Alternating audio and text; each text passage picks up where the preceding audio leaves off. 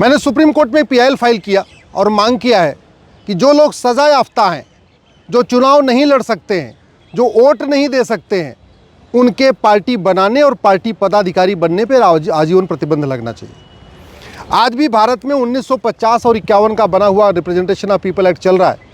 इसलिए सज़ा याफ्ता व्यक्ति जो होमगार्ड नहीं बन सकता, सिक्योरिटी गार्ड नहीं बन सकता, एक सज़ा याफ्ता व्यक्ति जो चपरासी नहीं बन सकता, वो पार्टी बना सकता है और पार्टी अध्यक्ष बन सकता है, चुनाव लड़ा सकता है, सांसद का टिकट बांट सकता है, विधानसभा का टिकट बांट सकता है, पार्षद प्रधान का टिकट बांट सकता है।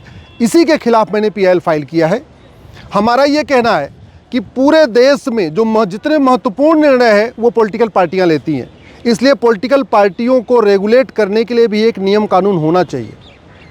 राष्ट्रपति कौन बनेगा ये पॉलिटिकल पार्टी तय करती है, प्रधानमंत्री कौन बनेगा पॉलिटिकल पार्टी तय करती है, मुख्यमंत्री और गवर्नर कौन बनेगा पॉलिटिकल पार्टी तय करती है, सांसद विधायक का टिकट पॉलिटिकल पार्टी बांटती है, पार्षद प्रधान का टिकट पॉलिटिकल पार्टी बांटती है, मैनिफेस्टो पॉलिटिकल पार्टी बनाती है, भारत का बजट कैसे खर्च होगा इसको भी पॉलिटिकल पार्टी के नेता ही तय करते हैं। अल्टीमेटली जो मंत्री होते हैं वो भी पॉलिटिकल पार्टी से ही जुड़े होते हैं।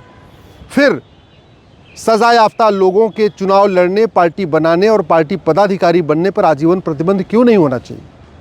इस रिप्रेजेंटेशन ऑफ पीपल एक्ट के अनुसार अगर कोई सज़ा याफ्ता व्यक्ति है तो उसके चुनाव लड़ने पे तो 6 साल का प्रतिबंध है, लेकिन पार्टी बनाने और पार्टी पदाधिकारी बनने पे कोई रोक ही नहीं है। लालू सज़ा याफ्ता हैं, चुनाव नहीं लड़ सकते, लेकिन पार्टी अध्यक्ष बने हुए हैं, चुनाव लड़ा सकते हैं। लालू यादव तय करेंगे कि मुख्यमंत्री कौन होगा, लालू यादव तय करेंगे सांसद विधायक कौन होगा। ऐसे ही नेशनल हेराल्ड का केस चल रहा है और भी कई सारे केस चल रहे हैं। कल को राहुल गांधी की सदस्यता ख़त्म भी हो जाती है, राहुल गांधी सज़ा याफ्ता हो जाते हैं या सोनिया गांधी सज़ा याफ्ता हो जाती है, तो भी वो पार्टी अध्यक्ष बने रह सकते हैं और पार्टी अध्यक्ष बन के सारे निर्णय लेते रह सकते हैं। इसी के खिलाफ मैंने पीआईएल फाइल किया है। हमने ये कहा है कि जो भी व्यक्ति सज़ा याफ्ता है इसके चुनाव लड़ने, पार्टी बनाने, पार्टी पदाधिकारी बनने पर आजीवन प्रतिबंध होना चाहिए। इसके अलावा इलेक्शन रिफॉर्म करना ज़रूरी है। Venkatachaliah commission, law commission, GVG Krishnamurthy committee, Goswami committee, 10 से ज़्यादा बड़े महत्वपूर्ण जो कमीशन बने, सब ने कहा इस कानून को बदलिए।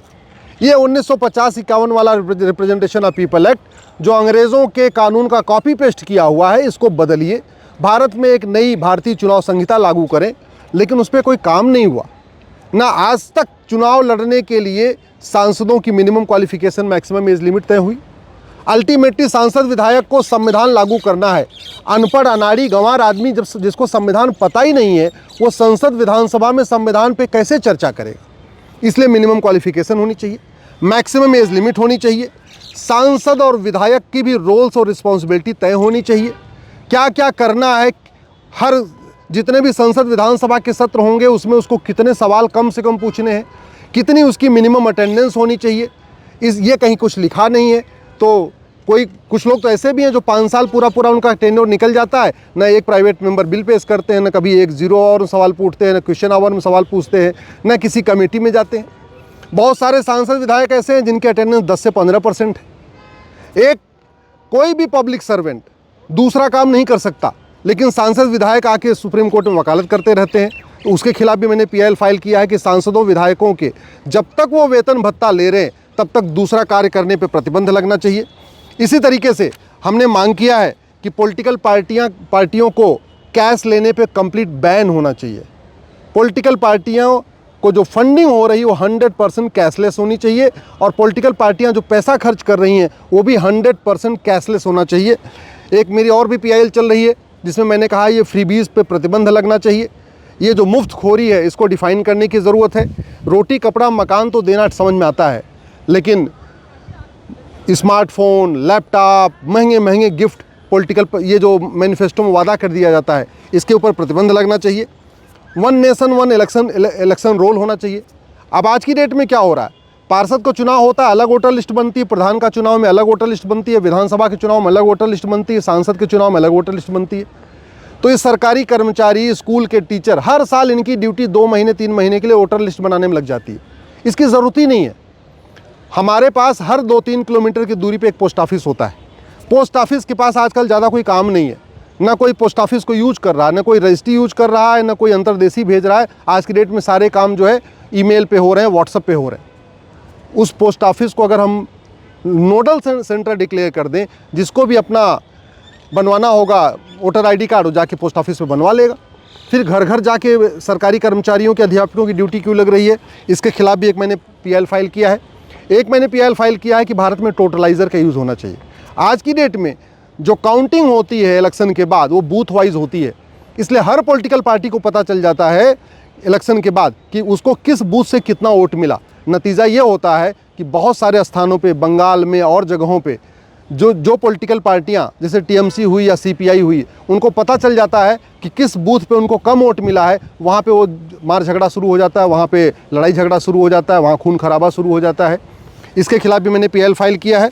और सबसे इम्पॉर्टेंट मैंने ये मांग किया है कि जैसे अध्यापक बनने के लिए ऑल इंडिया लेवल पे एग्ज़ाम हो सकता है, क्लर्क बनने के लिए ऑल इंडिया लेवल पे एग्ज़ाम हो सकता है, सिपाही बनने के लिए रिटन एग्ज़ाम होता है, दरोगा बनने के लिए रिटन एग्ज़ाम होता है, तो सांसद विधायक बनने के लिए ऑल इंडिया लेवल पे एक टेस्ट क्यों नहीं होना चाहिए? क्या इस देश में पढ़े लिखे लोगों की कमी है जो अनपढ़, अनाड़ी, गंवार सांसद विधायक बनते हैं, पार्षद प्रधान बनते हैं? क्या इस देश में सबकी रोल्स रिस्पॉन्सिबिलिटीज जैसे तय होती हैं, वैसे सांसद विधायक पार्षद प्रधान की रोल्स और रिस्पॉन्सिबिलिटी तय नहीं होनी चाहिए? अल्टीमेटली सांसद और विधायक को संविधान की शपथ लेने के कारण ही वेतन भत्ता मिलता है। और बहुत सारे ऐसे सांसद विधायक हैं जिनको संविधान में लिखी हुई बात पता ही नहीं है। संविधान में क्या लिखा है, फंडामेंटल राइट क्या है, फंडामेंटल ड्यूटी क्या है, डायरेक्टिव प्रिंसिपल क्या है, उनकी क्या क्या अकाउंटेबिलिटी, कहीं कुछ उनको पता ही नहीं है। बहुत सारे तो ऐसे हैं जिनको शपथ लेना भी नहीं आता। फिर अब जब हम 21वीं शताब्दी में हैं, हम हर चीज़ में एडवांस कर रहे हैं, तो फिर ये कानून घटिया क्यों चलना चाहिए? मेरा माननीय प्रधानमंत्री से निवेदन है, हमने तो अपनी तरफ से इलेक्शन रिफॉर्म के लिए बहुत पीएल फाइल किया, लेकिन आपसे आग्रह है कि वेंकटचलैया कमीशन जिसने 2002 में अपनी रिपोर्ट दिया था, उसमें इलेक्शन रिफॉर्म के लिए बहुत सारे सुझाव दिए थे, लेकिन वेंकटचलैया कमीशन की रिपोर्ट आज तक पार्लियामेंट में टेबल ही नहीं हुई। लॉ कमीशन ने रिपोर्ट नंबर 244 में और रिपोर्ट नंबर 255 में इलेक्शन रिफॉर्म के लिए बहुत अच्छे सुझाव दिए हैं। दुर्भाग्यवश लॉ कमीशन की रिपोर्ट भी आज तक पार्लियामेंट में टेबल नहीं हुई, पार्लियामेंट उसमें चर्चा ही नहीं हुई। ऐसे ही गोस्वामी कमेटी रिपोर्ट है, कृष्णमूर्ति कमेटी की रिपोर्ट है, इलेक्शन कमीशन ने अलग से अपने सुझाव दिए हैं। जब तक इलेक्शन रिफॉर्म नहीं होगा तब तक अच्छे लोग पार्षद प्रधान नहीं बन पाएंगे। जब तक इलेक्शन रिफॉर्म नहीं होगा तब तक अच्छे लोग सांसद विधायक नहीं बनेंगे। और जब अच्छे लोग सांसद विधायक नहीं बनेंगे तो गंदे लोग जाति का जहर घोलेंगे, भाषा का जहर घोलेंगे, क्षेत्र का जहर घोलेंगे। ये जो राजनीतिक भ्रष्टाचार है वो इसी घटिया कानून के कारण है। ये जो जातिवाद, भाषावाद, क्षेत्रवाद का जहर घोला जाता है क्योंकि नेताओं को पता है ये 1950-51 का रिप्रेजेंटेशन ऑफ पीपल एक्ट ये महा घटिया है, मेरा हाथ सड़ा हुआ है। जब तक ये कानून नहीं बदलेगा तब तक जातिवाद, भाषावाद, क्षेत्रवाद का जहर घुलना बंद नहीं होगा। जब तक ये कानून नहीं बदलेगा 1950-51 का, तब तक अच्छे लोग संसद विधानसभा में नहीं आएंगे। जब तक अच्छे लोग संसद विधानसभा में नहीं आएंगे तब तक अच्छे कानून नहीं बनेंगे।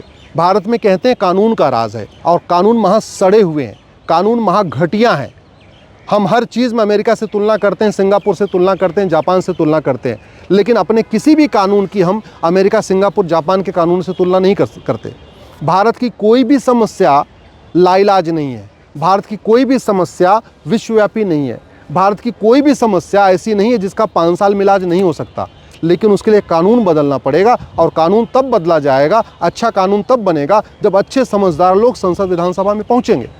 अभी तो लोग नोटों के बल पर संसद विधानसभा में पहुंच रहे हैं। अभी तो लोग सांसद का भी टिकट खरीद रहे हैं, राज्यसभा का भी टिकट खरीद रहे हैं, लोकसभा का भी टिकट खरीद रहे हैं, विधान परिषद का भी टिकट खरीद रहे हैं, विधानसभा का भी टिकट खरीद रहे हैं। और जब ये टिकट खरीदने वाले सांसद बनेंगे, विधायक बनेंगे, तो अच्छा कानून नहीं बनाएंगे। अच्छा कानून बनाना उनकी प्राथमिकता में है ही नहीं।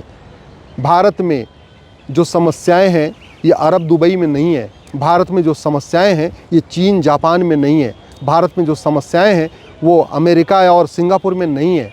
क्यों? क्योंकि उनके कानून अच्छे हैं, हमारे कानून घटिया हैं। और कानून घटिया है, इसके बावजूद भी संसद विधानसभा में आवाज़ नहीं उठ रही है। क्यों? क्योंकि कानून की क्या वैल्यू होती है, कानून कितना पावरफुल होता है, ये समझ ही नहीं है। समझ तब आएगी जब अच्छे लोग संसद में पहुंचेंगे। इसलिए मैं तो अपना प्रयास सुप्रीम कोर्ट में कर रहा हूं, माननीय प्रधानमंत्री से निवेदन कर रहा हूं, इलेक्शन रिफॉर्म करिए, लॉ कमीशन की रिपोर्ट को लागू करिए, वेंकट चलैया कमीशन की रिपोर्ट को लागू करिए, इलेक्शन कमीशन ने जो सुझाव दिए उसको लागू करिए, one nation one voter list लागू करिए, वोटर आईडी को आधार से लिंक करिए, फेक डुप्लीकेट वोटर आईडी जो बन रहे हैं इनको बंद करने के लिए व्यवस्था करिए, जो झूठे वादे हो रहे हैं, झूठी बातें हो रही हैं, इनको गंभीर अपराध घोषित करिए। नहीं तो कोई खटाखट स्कीम लॉन्च करेगा, कोई फटाफट स्कीम लॉन्च करेगा और फिर उसके बाद वो चुनाव जीतेगा। और सबसे इम्पॉर्टेंट यह है, अपराधियों के चुनाव लड़ने, पार्टी बनाने और पार्टी पदाधिकारी बनने पे आजीवन प्रतिबंध लगाना बहुत ज़रूरी है। मामला आज एडजर्न हो गया है, अब अगली सुनवाई अगस्त के फर्स्ट वीक में होगी। चूँकि चीफ जस्टिस ऑफ इंडिया जो खन्ना साहब हैं इनको रिटायर होना है, तो उन्होंने बोला अगर हम अभी आज सुनवाई पूरी करेंगे भी तो भी 13 मई को रिटायरमेंट है, तो इसलिए वो पूरी जजमेंट डिलीवर नहीं कर पाएंगे। और खन्ना साहब के कहना था कि जजमेंट रिजर्व नहीं करना चाहते, इसलिए वो ऐसे मैटर सुन रहे हैं जिनका वो 1-2 दिन के अंदर फैसला दे सकें। ये बड़ा मैटर है, इसमें टाइम लगेगा। अब चूँकि अगस्त तक सुनवाई टल गई है, इसलिए मेरा माननीय प्रधानमंत्री से निवेदन कर रहा है कि एक बार अपने जो कानून मंत्रालय के लोग हैं उनको बुला के कहिए कि जितने भी इलेक्शन रिफॉर्म के ऊपर रिकमेंडेशन आई हैं, चाहे वेंकट चलैया कमीशन की रिकमेंडेशन है, लॉ कमीशन की रिकमेंडेशन है, या और भी जितने कमेटीज़ बने हैं, गोस्वामी कमेटी बनी, जयप्रकाश नारायण कमेटी बनी, उन कमेटीज़ की क्या क्या रिकमेंडेशन है उसको लागू करके 1950-51 का कानून बदलिए, एक नई भारतीय चुनाव संहिता लागू करिए, एक नई भारतीय विधायिका संहिता लागू करिए, एक नई भारतीय पंचायत संहिता लागू करिए, जिससे अच्छे लोग जनप्रतिनिधि बन सकें और ये जो गुंडे, बदमाश, मवाली, गंवार, अनपढ़, अनाड़ी जो सांसद विधायक बन रहे हैं, पार्षद प्रधान बन रहे हैं, इनके ऊपर रोक लग सके।